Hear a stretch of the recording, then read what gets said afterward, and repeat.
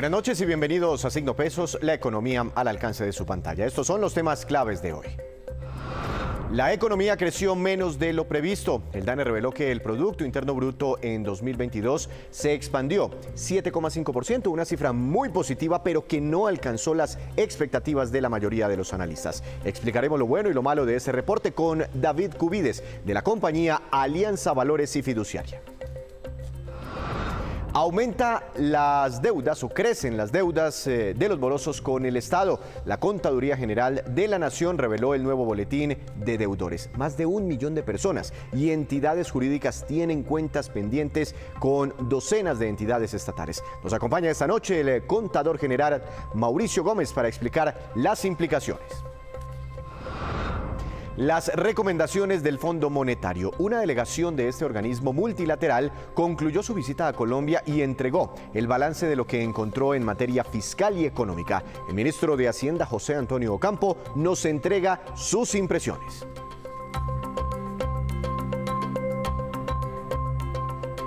Comenzamos esta emisión de Signo Pesos hablando del crecimiento económico del año pasado en Colombia, cuyo reporte fue revelado hoy por el DANE y sorprendió a muchos analistas, pues esperaban un aumento del PIB superior al que realmente se logró en 2022. Para analizar el tema, quiero saludar al doctor David Cubides, director de investigaciones económicas de la firma Alianza Valores y Fiduciaria. Doctor Cubides, muy buenas noches, bienvenido a Signo Pesos. ¿Cómo ha estado? Hola Víctor, buenas noches para todos los que nos acompañan el día de hoy. Doctor Cubides, esta barrita que ve usted aquí, al final 7,5%, pues muchos dicen que salió por debajo de lo que estaban esperando los analistas, pero yo me puse hoy a mirar qué otro país en el mundo había crecido casi como Colombia y prácticamente no encontré a ninguno. Algunas excepciones por ahí. Digamos, ¿la cifra fue buena o al final fue mala?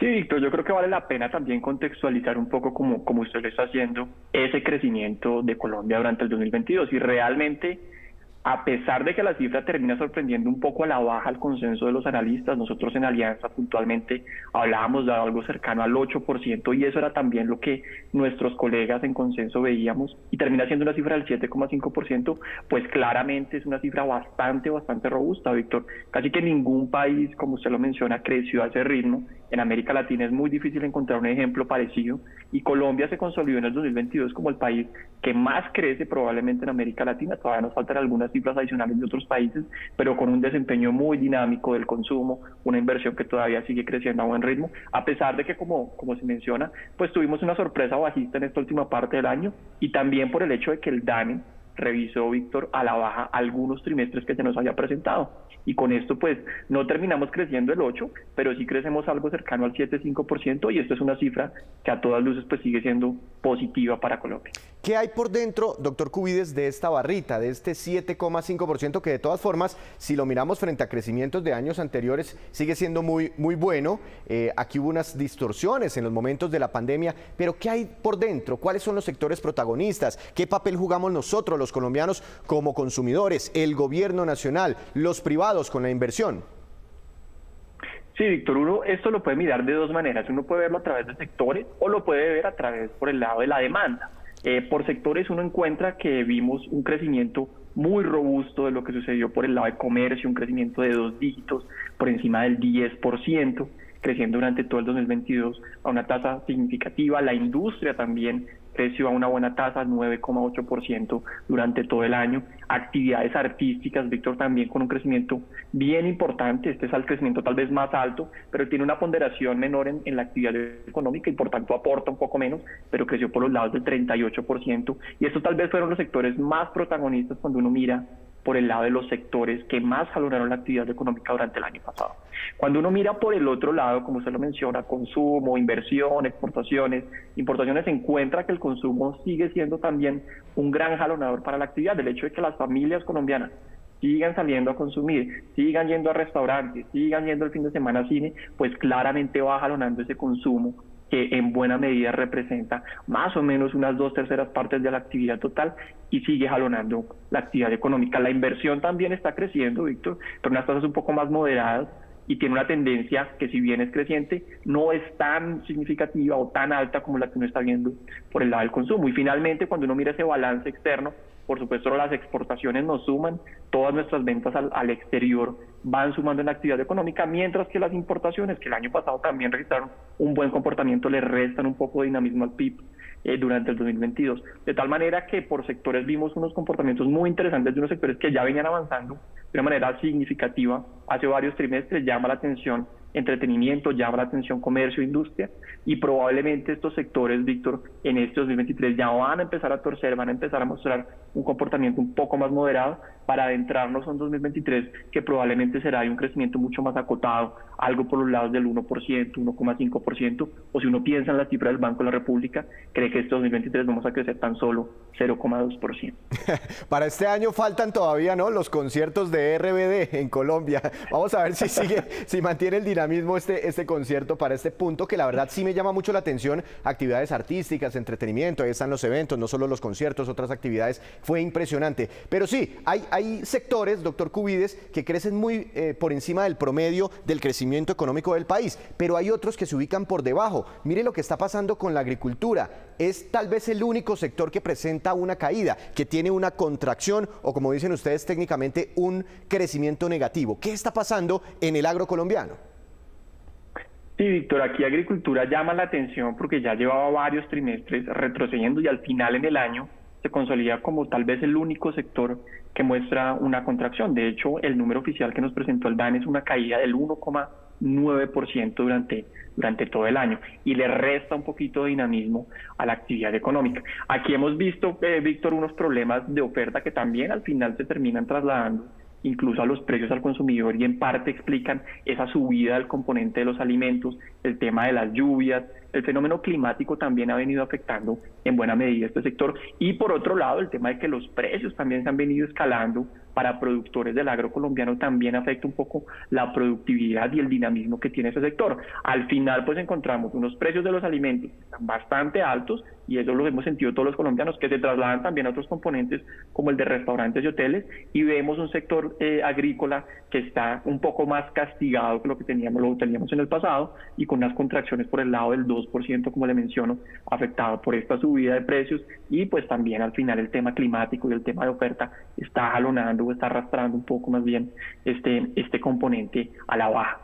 Nosotros desde Alianza, Víctor, creemos que ya pensando en este 2023, este comportamiento podría ganar algo más de tracción, o el comportamiento del sector agrícola podría ganar algo más de tracción. Sin embargo, nos vamos a ver abocados a un año en el que la economía internacional muestra unas señales de desaceleración mucho más fuertes, y los demás sectores que crecieron a un buen ritmo, como usted lo menciona, entretenimiento, por ejemplo, ya también empiezan a mostrar una caída, una moderación en sus dinámicas, y eventualmente pues todos los sectores empiezan a converger hacia unos crecimientos mucho más acotados, mucho más tenues, que al final para todo el año, creemos nosotros desde Alianza, pues nos llevaría a un crecimiento por los lados del 1%, 1,5% en este año que tenemos en curso. Doctor Cubides, esta es la fotografía, ahí la voy a dejar. Bueno, hay un tema particular con minas y canteras, porque crece apenas un 0,6%, un crecimiento la verdad bajo, cuando de otro lado nos han dicho que los precios del petróleo están altísimos, que los precios del carbón también están muy buenos, pero bueno, esta cifra muestra es la producción de todos esos sectores,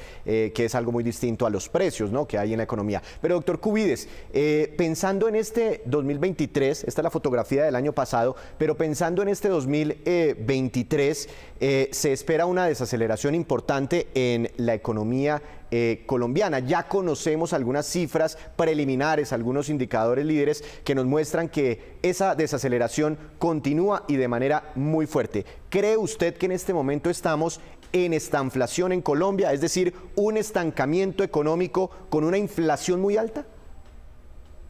Pues Víctor, aquí es muy importante dar un poco también este contexto de lo que se vendrá en los próximos trimestres, y lo interesante es que ya tenemos algunas señales adelantadas de hacia dónde pintan las cosas de aquí al cierre de este año.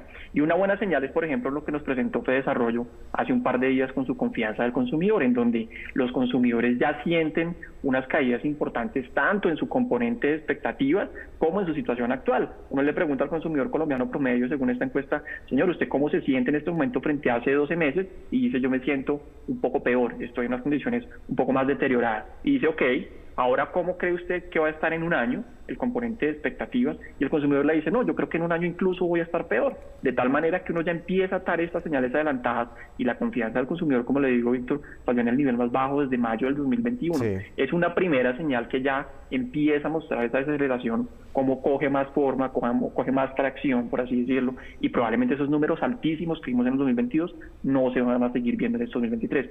Va uno y mira, Víctor, qué sucede, por ejemplo, con las ventas al por menor o con la producción industrial, que son señales un poco más de corto plazo del mes a mes, y también uno empieza a encontrarse estas señales de desaceleración, de enfriamiento económico, que probablemente, como le digo, nos va a llevar algunos trimestres más adelante a unos crecimientos muy tenues, incluso en algún momento tal vez contracciones de la actividad, que nos van como un todo a consolidar un 2023 con un crecimiento mucho más bajo, acoplándonos también al crecimiento internacional.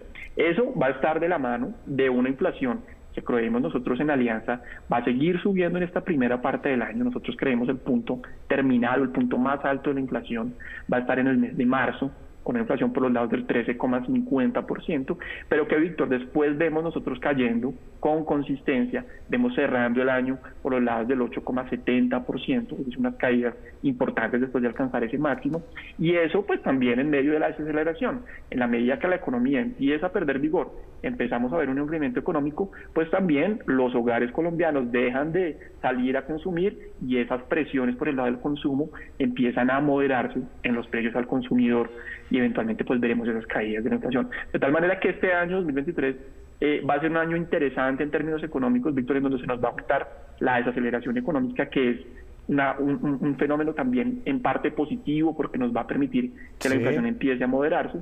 Y por otro lado, pues esta inflación que, como le digo, va a tocar máximos de aquí al mes de marzo, creemos nosotros, pero eventualmente va a empezar a ceder para ubicarse en niveles mucho más bajos. Una última pregunta muy rápida, doctor Cubides, porque sé que debe entrar a una reunión. Este año esperan un crecimiento económico, muchos ya, si quiere me cuenta su expectativa para este 2023, pero por ejemplo el Banco de la República no está esperando sino apenas un 0,2% de crecimiento económico para todo el 2023. ¿Es posible que en los intertrimestrales veamos comportamientos negativos, contracciones que nos puedan indicar una eventual recesión económica en algún momento de este año 2023 aquí en Colombia? Sí, Víctor, efectivamente el hecho de que veamos contracciones dentro de los trimestres, dos de hecho contracciones seguidas, se le denomina técnicamente como recesión. Nosotros de Alianza sí vemos alguna caída por allá en el tercer trimestre de este año. El tema del efecto base también va a ser muy importante, pero nosotros estamos, digamos, lejos de pensar que estamos en una crisis económica. Nosotros lo estamos denominando más bien como una desaceleración, un enfriamiento, que es lo que hace sentido y es lo que de hecho el Banco de la República quiere con la subida de tasas de interés que está aplicando desde el 2021, que la economía pierda algo de vigor y eventualmente se pierda también, digamos, la fuerza que tiene la inflación. Nuestro número oficial, Víctor, es 1,5%, somos de los más alcistas, si uno lo quiere ver así, en cuanto a crecimiento económico para este año, porque uno y mira el consenso de los analistas y está en una cifra por los lados del 1%, y como usted lo menciona, si uno le pregunta al Banrep qué creen los técnicos del Banco de la República, hablan de un 0,2%. En cualquier caso, Víctor, pues el mensaje es: vamos a pasar de un crecimiento muy robusto el año pasado, que a pesar de que fue más bajito de las expectativas, 7,5 en lugar de 8, vamos a pasar de esos números altos a algo mucho más moderado, por los lados del 1, 1,5, 0, si uno cree en Banrep, y obviamente pues eso eventualmente también va a permitir que la inflación pierda vigor y que los precios al consumidor se empiecen a desacelerar un poco más adelante. ¿Será clave eso entonces, estar muy pendientes porque eventualmente se puedan eventualmente configurar fragmentos de recesión económica entre los trimestres durante este 2023? Aquí estaremos y seguiremos hablando con usted. Gracias, doctor Cubides. Feliz noche. Muchas gracias, Víctor. Feliz noche. Sin duda la cifra económica más importante para hoy. Hacemos una breve pausa, pero cuando regresemos espere cuánto sumaron las cesantías consignadas por las empresas hasta ayer que tenían como plazo máximo. Ya les contamos.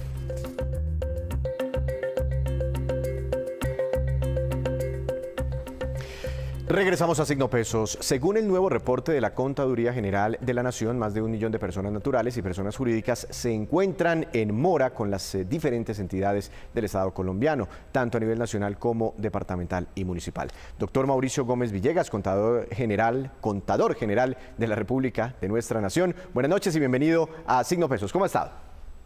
Muy buenas noches, muy bien, muchas gracias por la invitación. Doctor Gómez, ¿qué es el Boletín de Deudores Morosos del Estado? Bueno, pues el boletín es la relación de las personas naturales y jurídicas que a ciertas fechas de corte, concretamente cada 6 meses, tienen una obligación vencida con una entidad pública, tanto nacional o territorial, que tenga una cuantía superior a 5 salarios mínimos mensuales legales vigentes y que tenga una mora de más de 6 meses. ¿Y qué tipo, o digamos, deudas con qué tipo de entidades? No sé, multas, las deudas que tengo no sé, la DIAN, o si me cuelgo con el pago del predial. ¿Todo eso va metido aquí en este informe? Efectivamente, allí se encuentran digamos, la porción más grande de deudas son las que tienen distintos ciudadanos y están reportadas por el Consejo Superior de la Judicatura. Y son sanciones fruto de sentencias de los jueces de la República que en aplicación del Código Penal colocan multas a personas que están privadas de la libertad. Eso representa un poco más del 51% de las deudas que hay con el Estado, digámoslo así, en nuestro boletín de deudores morosos del Estado. En segundo lugar se encuentra, como usted lo señala, las deudas que hay con la DIAN por impuestos, sanciones, multas y demás. También se encuentran aquí varias cuentas por cobrar que tiene la Agencia Nacional para la Reparación Integral de las Víctimas. Entre otras, por supuesto, está el Banco Agrario, el Ministerio de Justicia y del Derecho, y en el nivel territorial, pues, deudas que hay, sobre todo por impuestos, sanciones, multas, litigios, para ciudades como Bogotá, Medellín, Cali y Cartagena. Ahora, yo encontré esta cifra en su balance, yo no sé si la estoy leyendo mal o bien, pero ustedes la escriben así, 145.961,2 mm. Esta cifra me dice que esa deuda total de esos deudores con el Estado está superando o llegando casi a 146 billones de pesos. Así es, esa deuda está rondando los 146 billones de pesos. Hay reportadas cerca de 1.243.000 personas, tanto naturales como jurídicas, cerca de 1.050.000 personas naturales y cerca de 194.000 personas jurídicas. Las personas naturales le adeudan al Estado aproximadamente 113,8 billones de pesos y las personas jurídicas aproximadamente 32,2 billones. Claro, es que aquí estoy viendo en esta gráfica, en esta torta que vemos aquí en nuestra pantalla, cómo está esa distribución, 78-22%, 78% a un lado, 22% por tipo de deudores con el Estado. ¿Esto qué significa? Bueno, pues esto significa que la mayor cantidad de las deudas las tienen las personas en razón a las sanciones de las que hablé hace un momento. Los jueces, por actividad de aplicación del Código Penal, colocan sanciones y multas a muchos ciudadanos por muchas razones y esa es la gran torta de personas naturales. Luego las personas jurídicas son, por ejemplo, empresas que tienen sanciones por impuestos, multas, deudas por impuesto, así como también personas jurídicas que han sido sancionadas por los jueces. Luego, cuando ya miramos más detenidamente el total de entidades que, digamos así, están en el top 10 de a las que más se le debe, pues podemos encontrar también la central de inversiones que tiene la responsabilidad de gestionar algunas de las deudas del Estado, que compra o recoge la cartera que tienen entidades del Estado, entre otras. Ahora, ¿qué tan recuperable es esa deuda? No sé si ustedes tienen esa función de recuperar esa cartera o eso le corresponde a otras entidades del Estado, del gobierno colombiano, porque es que me llama mucho la atención. 146 billones de pesos es casi la mitad, bueno, un poquitico menos de la mitad del presupuesto general de la nación. Imagínense donde la gente se pusiera al día, nos evitaríamos cuántas reformas tributarias por yo no sé cuántos años. Sí, esa es una apreciación que a primera vista uno podría tener, pero tengamos cuidado. Ese valor es un valor de stock, de un acumulado de muchos años que en efecto se depura. Nosotros tenemos depuraciones, por ejemplo, en relación con el boletín número 37, que tuvo fecha de corte a mayo del 2022. Recordemos que nosotros hacemos estos boletines, uno con fecha de corte mayo del 2022 y el que estamos discutiendo esta noche es con fecha de corte de noviembre del 2022. Entre mayo del 2022 y noviembre del 2022, existieron recuperaciones y depuraciones de la cartera por aproximadamente un poco más de 6 billones de pesos, lo que es una cifra importante. La recuperación y la depuración de la cartera no es responsabilidad de la Contaduría General de la Nación, sino de cada una de las entidades que tienen deudores. Entonces, son ellas quienes deben desarrollar procesos prejurídicos, procesos de gestión para poder hacer la recuperación de la cartera.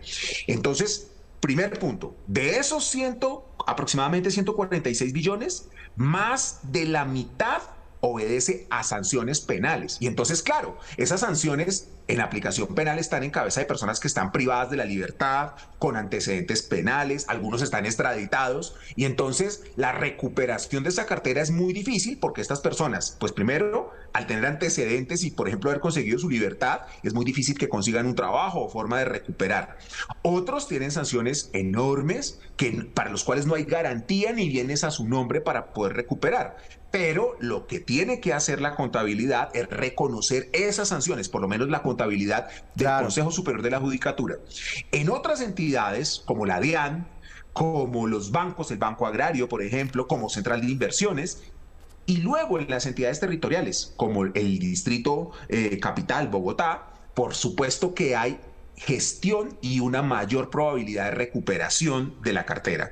Y por tanto, también en cumplimiento de la ley, estas entidades pueden llegar a acuerdos de pago con los deudores que también nosotros registramos e identificamos cuando un acuerdo de pago se cumple o no se cumple, y se incorporan esos acuerdos de pago también dentro del boletín de deudores morosos. Claro, no, me sigue sorprendiendo esa cifra, es bastante grande, 146 billones de pesos, con eso podemos hacer 10 líneas de metro en Bogotá más o menos, mal contadas. Pero bueno, yo sí tengo una pregunta, y es si la persona cae en este listado de los deudores morosos con el Estado, ¿cuáles consecuencias traería para esa persona, para ese deudor, estar aquí en este listado? Bueno, hay muchas entidades, tanto en el nivel nacional como territorial, que le reclaman a sus contratistas la presentación de un certificado. Este certificado puede ser conseguido de manera gratuita ingresando a la página de la Contaduría General de la Nación, www.contaduría.gov.co, van a la pestaña de productos y allí encuentran Boletín de Deudores Morosos del Estado, BDME. Las personas se registran sin ningún costo y allí pueden encontrar su certificado. Cuando una persona tiene una deuda morosa con el Estado, para poder subsanarla y salir del boletín, debe dirigirse a la entidad con la que tiene esta deuda. En nuestra página, gracias al reporte que hacen las entidades, pueden identificar las personas cuál es la entidad que lo ha reportado. Pero la Contaduría General de la Nación no tiene la responsabilidad ni de recuperar ni de recaudar recursos, y por tanto los ciudadanos deben acercarse a las entidades que los reportaron como deudores. Una última pregunta, doctor Gómez, sobre esta gráfica que tengo aquí, que también me llama mucho la atención, porque yo la veo muy empinada. En el año 2000, esa deuda era de 117 billones de pesos. Por aquí en el 2021 ya estaba sobrepasando los 130 billones de pesos, y hoy estamos en 146 billones de pesos. Ese crecimiento es muy alto, cada vez la gente como que le pierde el miedo a entrar en mora con el Estado colombiano. Bien, la tendencia en efecto es creciente, porque como les señalaba, es acumulativa. Yo no creo que los ciudadanos le pierdan tanto el miedo a deberle al Estado, como que, por ejemplo, en el ámbito de la justicia penal, cada vez más los jueces son más severos con las sanciones y las multas que colocan. En el ámbito de sanciones, multas e impuestos, por ejemplo, la recuperación de la cartera es variable. Entonces, el agregado es creciente porque este dato acumula deudas de periodos anteriores. Las entidades públicas están en mora, muchas, de hacer buenas depuraciones de su cartera, lo que nos permitiría cada vez sincerar más el total de los deudores morosos del Estado. Pero en efecto, el monto es creciente en la medida en que acumula periodos anteriores. Le entiendo perfectamente eso, se va acumulando una gran deuda del pasado, y pero cada año, digamos, hay una parte que se va recuperando. Pues doctor Gómez, muy interesantes estas cifras. De ahora en adelante estaremos muy pendientes de este boletín que periódicamente informan ustedes desde la Contaduría. Muchas gracias por estar aquí. A ustedes muchas gracias. El contador general de la Nación. Hacemos otra breve pausa, pero ya les contaremos cómo cerraron hoy los principales mercados financieros de nuestro país.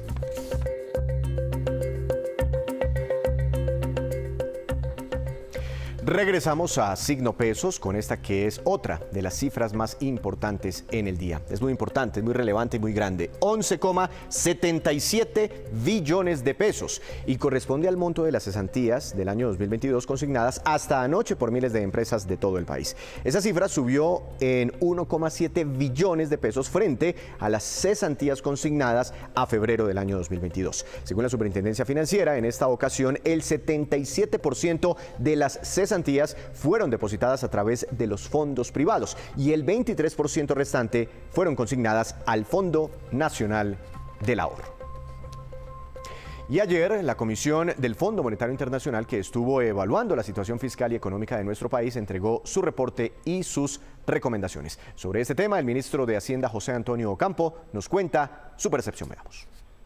Quiero resaltar los elementos positivos del informe que presentó el Fondo Monetario Internacional sobre Colombia, que es una obligación que tenemos los miembros del Fondo Monetario Internacional de que nos revisen regularmente el comportamiento de nuestras economías. Lo primero es el crecimiento económico, que ha sido muy satisfactorio. En el 2022, uno de los mejores del mundo en ese año. Hay unas preocupaciones con la inflación, que sin duda alguna reflejan problemas que todavía tenemos, pero el elemento positivo es que el índice de precio al productor se redujo 5 puntos porcentuales en el mes de enero. El informe resaltó en particular el buen comportamiento previsto para la reducción del déficit fiscal del país en el 2023 y para reducir el déficit de la balanza de pagos del país también en el 2023, al mismo tiempo que el sector financiero colombiano muestra unas fuertes señales de estabilidad económica. Debo decir que del Ministerio de Hacienda y Crédito Público estamos firmemente comprometidos con el cumplimiento de la regla fiscal del país. Y eso significa que todas las reformas en curso, es decir, la reforma agraria, la reforma de salud y la reforma del sistema pensional, tendrán que ser coherentes con la regla fiscal, que es una norma que el gobierno tiene que acatar porque es exactamente de origen legal. Debo agregar que eso no significa nada diferente a que esto lo haremos en el contexto de los objetivos sociales y de lucha contra el cambio climático del país, que son obviamente los objetivos centrales del gobierno. Y ahora nos vamos con estos que son los indicadores económicos que usted debe conocer siempre antes de irse a dormir. Tasa representativa del mercado. Dólar en Colombia se vuelve a disparar. Para mañana será de 4.878 pesos con 24 centavos. Subió 95 pesos en la jornada de hoy. Por momentos en la Bolsa de Colombia superó la barrera de los 4.900 pesos. El petróleo Brent de referencia para Colombia cayó 0,40%. Se ubicó en $85 con 24 centavos por barril. El precio interno del café colombiano bajó y quedó en promedio para mañana a 2.095.000 pesos por carga. Índice MSCI Colcap de la Bolsa de Valores de Colombia cayó 0,27%. Acción más valorizada BBVA Colombia con una ganancia de 7,21%. Acción que más cayó preferencial del Grupo Argos, que tuvo un retroceso del 7,38%. Antes de despedirnos, los quiero dejar con este dato. Según la Agencia Climática de los Estados Unidos, la siguiente es la lista con los países que han registrado más terremotos entre el año 1999 y el año 2022. China, Indonesia, Irán, Japón, Estados Unidos, Turquía, India y Filipinas.